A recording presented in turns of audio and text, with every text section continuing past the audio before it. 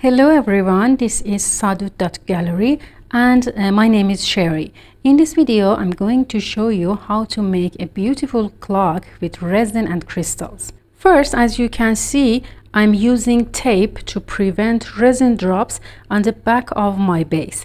And then I cover my base with white acrylic.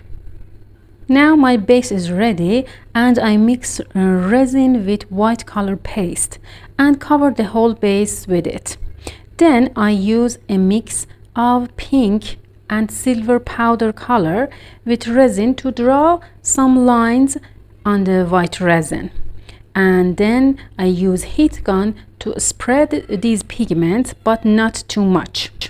After that, I use a ring that is silver that shows the number of the clock, and then I mix my crystals that are pink and silver.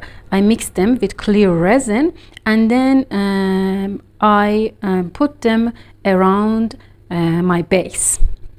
I give it 24 hours to completely dry. Your beautiful crystal clock is ready. I hope you enjoyed this tutorial and you make it, and if you have any questions, please ask me in the comments.